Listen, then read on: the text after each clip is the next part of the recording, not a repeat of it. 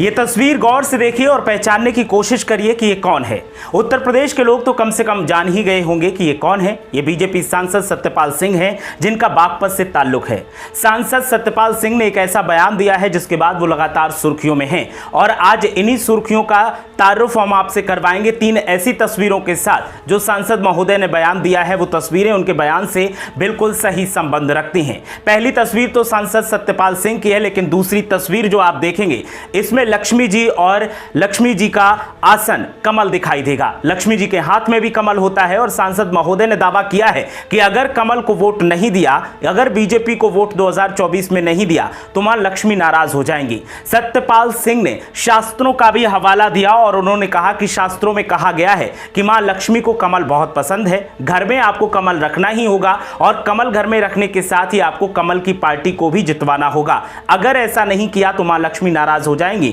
और आपके घर में धन वैभव जो है उस पर भी असर देखने को मिलेगा। तो बीजेपी की तरफ से तैयारियां जीत की जा रही हैं, वोटर्स को लुभाने की कोशिश की जा रही है, लेकिन वोटर्स को लुभाने के लिए जितने बीजेपी आला कमान लगा हुआ है उससे कहीं ज्यादा उसके नेता, कार्यकर्ता और सांसद लगे हुए हैं। सांसद सत्यपाल सिंह का बागपत से ताल्लुक है, 2024 चुनाव नजदीक है, ऐसे में उनकी कोशिश है कि अगर पार्टी उन पर दांव लगाती है तो फिर उन्हें जीत जरूर मिलेगी और इस जीत को हासिल करने के लिए वो अब आवाम को, मतदाताओं को अपने पक्ष में करने के लिए लगातार ऐसे वादे कर रहे हैं, ऐसे दावे कर रहे हैं जिनको लेकर सवाल उठ रहे हैं। इन्हीं दावों में एक दावा यह था कि अगर मां लक्ष्मी को आपने नाराज किया तो फिर आपका भला नहीं हो सकता। हालांकि सांसद के शब्द ऐसे नहीं थे, लेकिन उनके कहने का तात्पर्य सियासी जानकार यही निकाल रहे हैं। सांसद ने सिर्फ इतना कहा था कि अगर बीजेपी को वोट नहीं दिया तो मां लक्ष्मी नाराज होंगी और बीजेपी को वोट इसलिए करिए क्योंकि मां लक्ष्मी का आसन कमल है और मां लक्ष्मी के हाथ में भी कमल रहता है।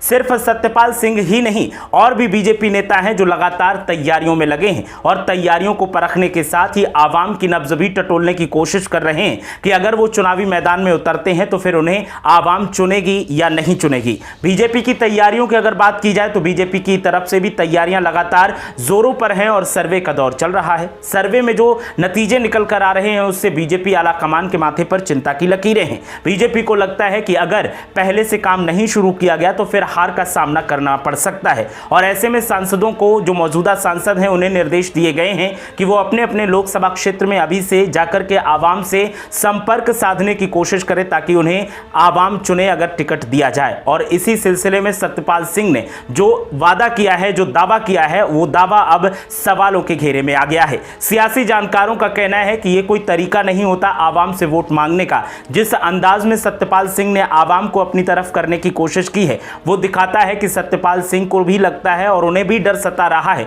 कि उन्होंने जो संसदीय क्षेत्र में विकास कार्य करने चाहिए थे शायद वो नहीं कर पाए हैं और इसलिए आवाम उन्हें नहीं चुनेगी तो आवाम को डराकर वो और इस तरीके का भय दिखाकर वो अपने पाले में कर सकते हैं। इसके अलावा विपक्षी दलों की तरफ से भी सत्यपाल सिंह के इस बयान को लेकर के अब आरोपों की तोप शुरू कर दी गई है, तान दी गई है और विपक्षी दलों की तरफ से भी कहा जा रहा है कि जब बात विकास कार्यों से नहीं बनी, जब दलील देने के लिए विकास कार्यों का सबूत मांगा गया तो सांसद महोदय आवाम को डराने लगे, वोटर्स को लुभाने के लिए, वोटर्स को अपने पाले में करने के लिए इस तरीके के कुतर्क करने लगे। 2014 को याद करिए जब बीजेपी पहली बार मैदान में थी और दम झोंक रही थी और जीतने की कोशिश कर रही थी तो वो दावा कर रही थी कि जब उन्हें सत्ता मिलेगी तो वो विकास कार्य करेंगे और आवाम को विकास का तोहफा देंगे। चुनाव भी जब भी लड़ा जाता है तो विकास को मॉडल बनाया जाता है और आवाम के सामने पेश किए जाते हैं अपने वो अच्छे कार्य जो सरकार सत्ता में रहते हुए करती है। लेकिन पहली बार ऐसा देखने को मिल रहा है कि सत्ताधारी पार्टी के सांसद अब विकास को मॉडल न बनाकर लोगों को डराकर इस तरीके का भय दिखाकर वोट हासिल करने की कोशिश कर रहे हैं और इसी को लेकर चर्चाओं का बाजार गर्म हो गया है, कानाफूसी शुरू हो गई है। सियासी जानकार भी इस तर्क पर सवाल उठा रहे हैं और उनका कहना है कि सांसद महोदय ने जिस अंदाज में आवाम को डराकर अपने पाले में करने की कोशिश की है ये कोशिश कहीं फेल साबित ना हो जाए और ये कोशिश ही बताती है कि बीजेपी के अंदर कितना डर भरा हुआ है, क्योंकि जो सर्वे बीजेपी ने करवाया उसमें कई सीटें उसकी जीती जिताई रेड जोन में हैं और उन्हीं को लेकर के अब सवाल उठ रहे हैं। ऐसे में सांसद सत्यपाल सिंह का यह बयान भी कई सवाल खड़े करता है और उनके अंदर छुपे हुए डर को भी दर्शाता है। सांसद का वोट मांगने का यह तरीका आपको कैसा लगा? क्या यह तरीका सही है या गलत? आप हमें कमेंट करके जरूर बताएं।